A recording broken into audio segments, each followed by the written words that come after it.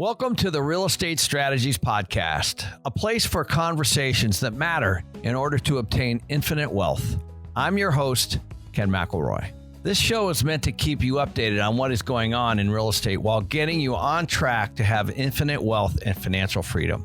This episode, as well as all the others, can be downloaded on Spotify, Apple Podcasts, and various other platforms so that you're able to listen on the go.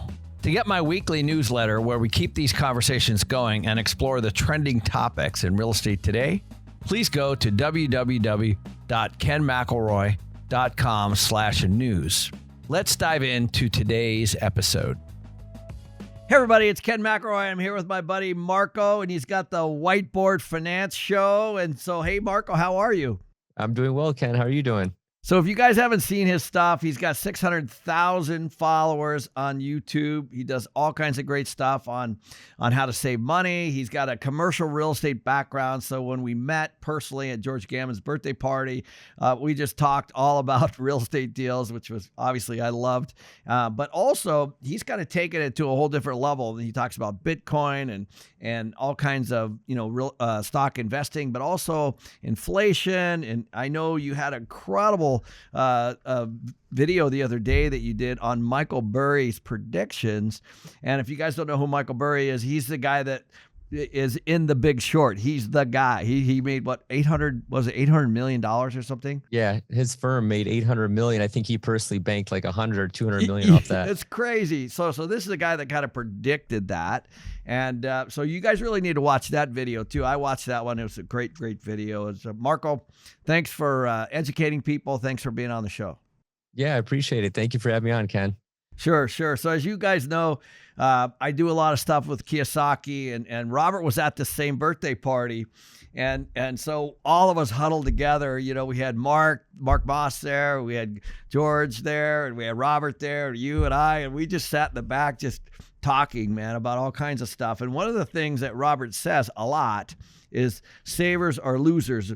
And, not all savers are losers, but can you explain what he's really saying there? Who is and who isn't? And because it's basically, this is the topic that we were all chatting about. Yeah, absolutely. So I have a couple of videos on my channel, literally titled "Saving Money is Losing You Money in 2021." The reason for that, the premise is basically everyone knows now that the US dollar, it's not really backed by anything. We can talk about what it's backed by, but I'm not going to go into that on this podcast. But basically it's fiat, right? It's an inflationary monetary system. However, the rate of inflation is outpacing the rate of savings, right? So if I have, let's just call it $100,000 in a savings account, that may be earning me 0.4% in a quote unquote high yield savings account. And I say that with air quotes with high yield. But the rate of inflation, as people may know, historically has been anywhere from about 1.5% to 3%. But a lot of people are saying other numbers otherwise, which is a lot higher than 3% when you look at like healthcare costs, real estate, things like that. So the premise is that savers aren't losers. I'm not making fun of people, literally calling them losers. I'm saying that they are literally losing money by saving money instead of investing it. Yeah. So, and if you go back and look, I would encourage you guys to go Google this, go take a look at the strength of the US dollar, and there's all kinds of stuff on this. And, you guys, I mean, I know, my dad had this insurance policy when he died, and, and we're checking all this stuff out. And I remember him saying, he's like, hey, your mom's taken care of, and I'm like, okay, great, Dad, great, and as a kid, you don't really dig into your folks' stuff. So we pulled it out. It was $10,000, Oh, no. And, he's from Iowa, and he had bought it years ago back when he was in the military. And, in his mind, but it didn't, what happened was it did not, it did not meet with inflation. It was $10,000 back then, which was a lot of money, in the 50s. And but obviously in the 2000s, it wasn't. And that was all basically inflation. And so people don't realize if that could have been $10,000 sitting in a desk, same issue, right? Yep, absolutely. Yeah, when you look at the old school perspective of stuffing cash in your mattress or in the drywall, that stuff is not only getting eaten away by mice and bugs, but it's literally the purchasing power is literally being eaten away by inflation. Yeah. And so that's what we're talking about, guys. And so can you talk to them about what inflation is and why it matters? Because it's going to be here. It's actually going to get worse. I believe, we all believe, you cannot throw this much money. By the way, in one of your videos, I saw that they stopped reporting M2. Is that right? Yeah, so not completely, but yes, the way that you and I know it, if you go to like the St. Louis Fed's website, you can check out M1 and M2, which is basically, the money supply. It's the money supply in the system, if you want to look at it that way for layman's terms. Especially if you look at after Q1 of 2020, after, cerveza sickness, it's literally just like a hockey stick. They just put in trillions. But yeah, to answer your question, inflation, typically the Federal Reserve has targeted 2%. That's kind of the sweet spot when it comes to employment and spurring economic activity and things like that. However, to your point, with all this introduction of new monetary units in the system, that is literally the classical definition of inflation. It's just simply introducing more monetary units into the system, which we've done trillions of over the past 12 months. So at some point, I feel like the game of musical chairs has to stop. I'm not going to say it's going to be, Weimar Germany with people with wheelbarrows taking the wheelbarrows of cash going to the store to buy bread and cheese. But we have seen inflation in asset prices such as stocks. Stocks are at an all-time high. Real estate's at an all-time high. If you look at cities like Toronto, for example, almost an entire generation of millennials and Gen Zs, they're almost priced out of the entire Toronto housing markets because of how expensive things have gotten. Yeah. And by the way, that's happening all over. Yeah. As you start to look at, I was in Park City, Utah last weekend skiing, and same thing. The prices in a lot of these little Coeur d'Alene, Idaho, which is where I have a home, all that stuff. All of a sudden, that entry level is pushed way up. It's not a good thing. Yeah, I think it's a perfect storm of low interest rates, high demand, low supply, demographics such as baby boomers not really selling their place right now. They're kind of staying in their forever homes. And there's just really a shortage of supply, if you will, with a lot of money in the system. So it's a perfect storm of prices having to go up. It definitely is. So now we're going to take a quick break, and we'll be right back with Marko from Whiteboard Finance right after this.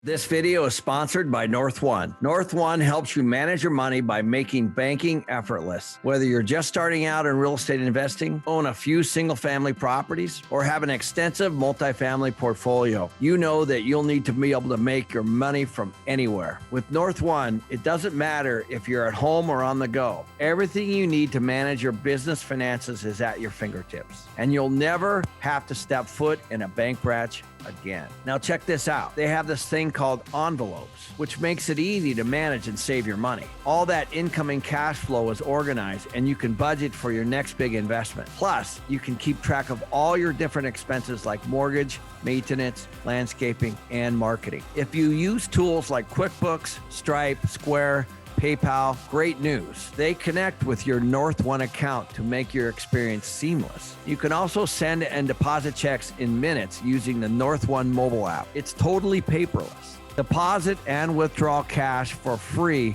through the largest ATM networks. And guess what? NorthOne is giving my viewers and listeners 1 month free of banking, but you can only get it by going to get.northone.com/Ken. That's get.northone.com/Ken. Now back to the show. Welcome back, Marko. So let's dive right into these low interest rates because, obviously that's been driving up some of these prices. We just kind of talked a little bit about that. And we've been told that these rates are going to be around till 2023. And, how are these tied to consumer behavior? Yeah. So if you think of interest rates as just a lever, think of it as just a lever. It's like the Federal Reserve saying, hey, economic activity is going great. Let's raise rates. Let's slow things down. Think of it. If you're a business owner, you're less likely to borrow money. If you're a consumer, you're less likely to borrow money or go into debt because rates are higher. The cost of borrowing capital or money is higher.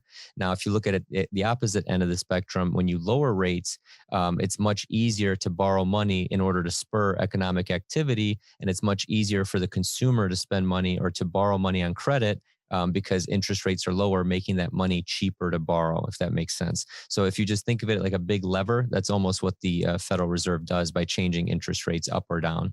Right. And I mean, we're both commercial real estate guys too, with that kind of background. And so we've seen that firsthand. When rates go up, then the amount that they give you goes down. And Hmm. so therefore your down payment goes up, Yep. and therefore your returns go down, right? So it's interesting as these rates kind of come out. I don't see how I mean, do you see these going up? Because the only thing it could do is slow down the economy, right? Yeah, I agree. If you look at like countries like Japan, they've had pretty much negative interest rate policy or zero interest rate policy for 20, 30 years now. To answer your question, the last time the rates went up was, I believe, December of 2018 or the summer of 18, and the stock market basically just crashed. And that's when they lowered rates basically 2, 3 months later, right after that. And then when you have everything that happened with, Corona, that's when we went back to ZIRP, which is zero interest rate policy, making everything flat. So basically, the federal funds rate, which is the rate at which commercial banks get their money lent to them from the Fed at, was zero. And then they just kind of, hey, Ken, you want a mortgage? Here, you can get it at 2.49%. They make the difference on that spread or that arbitrage. Yeah, yeah, yeah. And then that's why it's a great time to borrow good debt. Yeah, it Yeah. just really, really is. So why do these interest rates creating some inequality in the wealth? They've been throwing around this. I love this term, the K-shaped recovery. By the way, I just did a video on this. It's going to be coming out, but. I'm like, okay, well, K-shape, like that's a new one. I've heard U, I've heard V, I've heard W, but K means that somebody's down below. So and obviously to be above on the high side of the K is a good thing. But, let's talk a little bit about that, because when they talk about the K-shaped recovery, they're just leaving half the economy behind. Yeah, so I think that the Federal Reserve is a big, how do I say it? It's forcing wealth inequality because of their monetary policy. And the reason I think that is because for the people who have assets, let's just say you have, multiple rental properties, say you have a nice primary residence that you own, say you have a bunch of money in stocks, things that have historically gone up when rates are low. Those are the people benefiting from a low interest rate environment, right? Now, the people who are living paycheck to paycheck, let's just say someone working at a fast food restaurant making minimum wage, right? These are people typically living, hand to mouth, week to week. They pay all their bills. They work another week just to be able to, feed that cycle.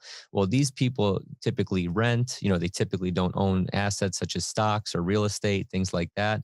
So they're basically getting the last of the fiat money, which is being depreciated because they're introducing more and more into the system, and it's an inflationary system, meaning that a dollar tomorrow is worth less than a dollar today. So the people that own assets are the ones that are benefiting from the inflation. The people that don't own assets, which are typically in more poverty-stricken areas and low income, those are the people that are getting hurt by this monetary policy, if that makes sense. Oh, it makes total sense to me. I remember as out of university, I started on site managing property. And, as I was paying for rent and, getting student loans and all those kinds of things. And I remember the owner came in one day of the property I was managing. And he was like, "Good job, man. Good job." And I handed over the rents to him, and I'm like, "Man, I'm on the wrong side of the desk, right?" Like I want to be the guy that owns the asset, because I'm collecting all this money, handing it over to him. He ran to the bank, and I'm like, man, like how do I be that guy, right? Yeah. And that's Yeah, what you you're want to be talking on the about. other side of the Yeah. table. Yeah, absolutely. Yeah, you want to own the tangible assets now. I don't know if you want to take the conversation in this direction, but sometimes digital assets are becoming just as they're appreciating just as much, if not more, as physical tangible assets. They are. I'd love to Yeah. talk about that if you have a moment. Is it NFT? Is that what's called? Yeah, so NFTs. So I'll be the first one to admit I'm not an expert on it, but I think it's definitely frothy. There's a piece of art that just sold for, I don't know, I think like 70 million or something like that, 62 million, and it's literally just a JPEG. That stuff. I'll be the first one to say I don't understand. But what the rabbit hole that I have gone down over the past couple years is Bitcoin. And I know that your friend Robert Kiyosaki, he's a big proponent of Bitcoin as well as precious metals.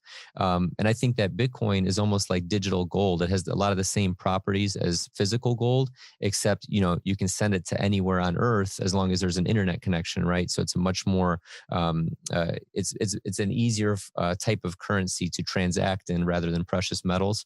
But I think, I'm a big proponent of Bitcoin. I believe 12.5% of my net worth right now is in it.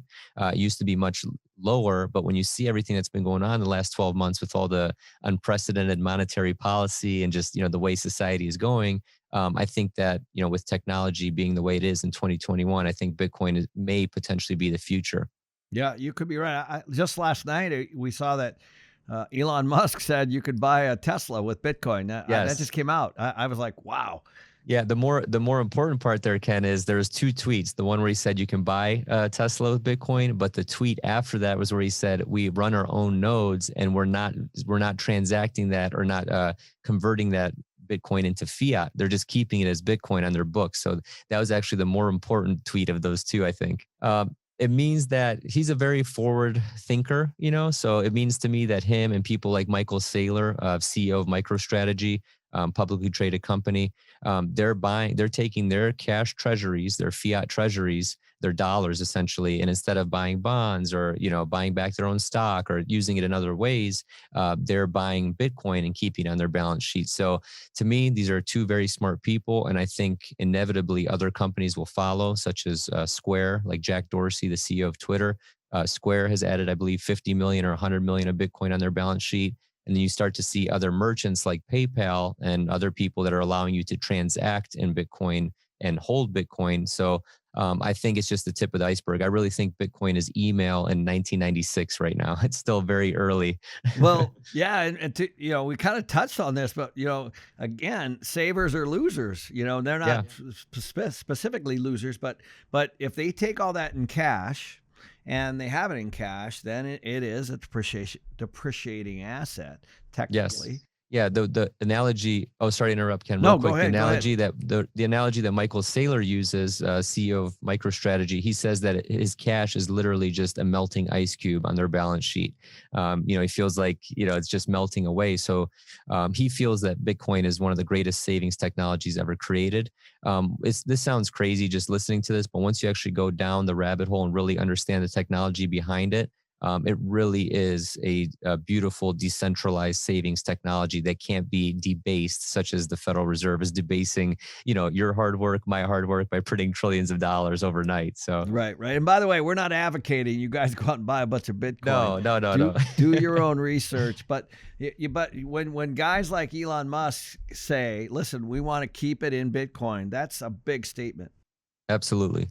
Yeah, that means that he believes it's going to go up. Yeah.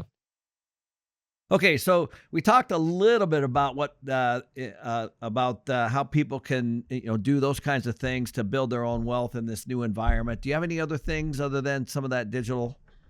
So you may not like this. I don't know your personal portfolio, obviously, but a famous quote is, just shut up and show me your portfolio, right? Because that's what you really believe in. You're voting with your dollars, right? So I don't know what you invest in. I know you're obviously, very focused on commercial real estate. But for me, at this point in my life, I recommend everyone just look at their finances as a pie, right? And for the people watching the video version of this, I'm kind of just holding up my fingers, making a circle. If you look at your entire net worth as a pie, I always assign certain weights to each one of my asset classes. So I'm not going to be, like Donald Trump, for example, who made a majority of his income from real estate. I'm not going to be laser focused on one product type. At the point in life that I'm at is I want to have a well-balanced portfolio. So if any of those pieces does go to zero, I can still sleep at night, right? I'm not completely leveraged in one asset. So to answer your question in terms of building wealth, I think that everyone should have early on in their early income earning years, be laser focused on something very specific that gets them that bigger shovel and gets them that bigger income. But once you start, accumulating a lot of money, you want to start to diversify that intelligently.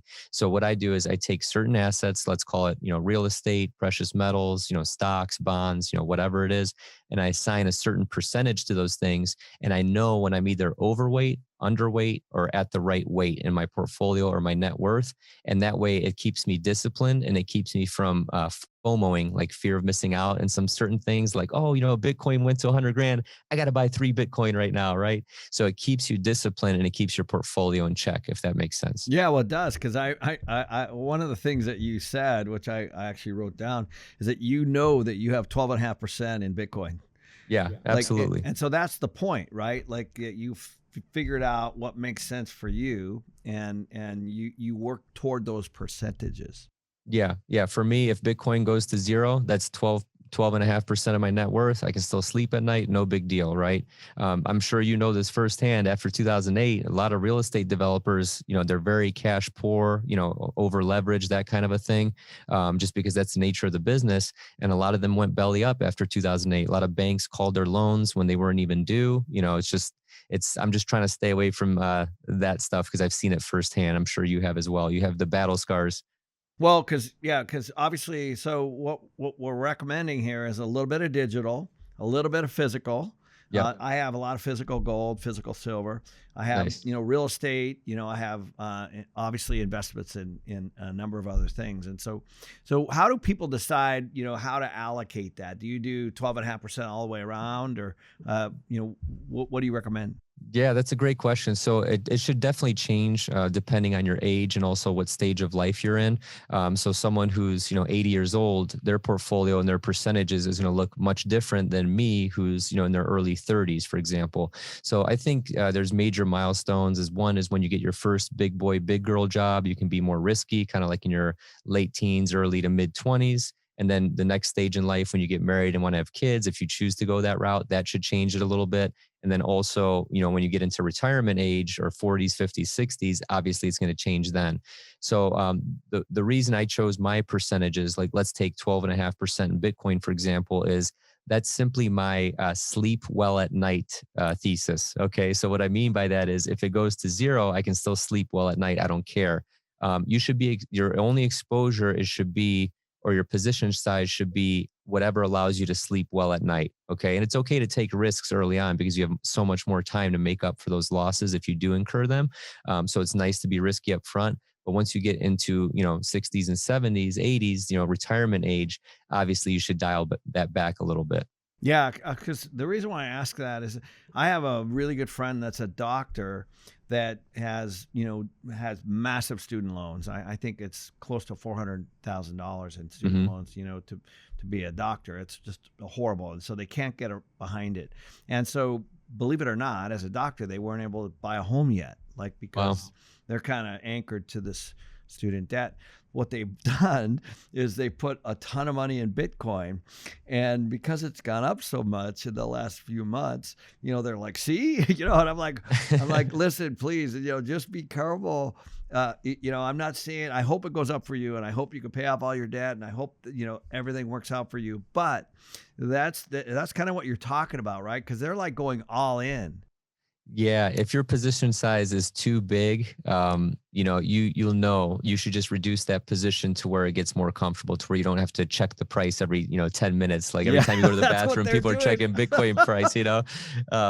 So yeah, to kind of just reiterate the point is, I think that slow and steady wins the race later on in life, but in the beginning, you have more ability to take on more risk, and that's when you should be hyper focused on getting your income up as much as possible. Yeah, for sure. I told him, I said, listen, when I go to Vegas and I have I've won a bunch of money, I pull my original investment off, and now I'm just playing with house money. I go, yes. Then I'm good. Yes. So if I got 10 grand out there and it goes up to 30 or 40 or whatever, I just pull that 10, stick it in my pocket, and I'm like, okay, so now it's all house money. And if it goes to zero, I still got my 10. And that's what I was trying to tell him. He's like, oh, well, it's going to go to, 180. I'm like, okay, well, I hope you're right. Well, that's so funny you say that, because my wife and I are the same way when we go to Vegas. We're on the craps table, it's like say we put on a couple $100 just for fun, have some drinks, whatever, and it hits. We're like, okay, put the $200 away, then we'll let the money ride the table. Yeah. Some of my investments, some of my speculative investments, like let's look at like AMC or GameStop or whatever. That was fun a couple months ago. But, I made, multiple hundreds of % on some of those bets. And I took my initial cost basis out immediately and just let the rest ride. So I wasn't really affected by what happened with like Robinhood and all that stuff. But yeah, always try and play with house money when you can. Always. And that's what I do with real estate too. As you know, that's called a cash out refi, by the way. Yep. So, and then once you have your cash back, then the property or whatever it might be, produces that passive income, or you're just playing with house money, but you've got your original investment back. And I think that's kind of the point here is diversify and invest wisely, and don't put it all on black, right? Yeah, absolutely. Yeah. If you want to get that rush, you can go to the casino. Yeah, right. So Marko, hey, thanks, man. It's been some great convo. Great to see you again. I can't wait for another trip out here. And when I get out to Ohio, I'm going to definitely look you up. And I just appreciate your wisdom and your videos and all that stuff. So thank you. Yeah, my pleasure, Ken. I definitely want to get you on my podcast or main channel as well. I love chatting with you. I love talking shop with you in Scottsdale. Yeah, whenever you're up in Northeast Ohio, the Cleveland area, hit me up. I'd recommend coming in spring and summer, not in wintertime. So feel free. But yeah, if you guys want to check me out, whiteboardfinance.com, just Whiteboard Finance on YouTube. Thank you so much for your time, Ken. Hey, my pleasure, Marko. Good chatting with you.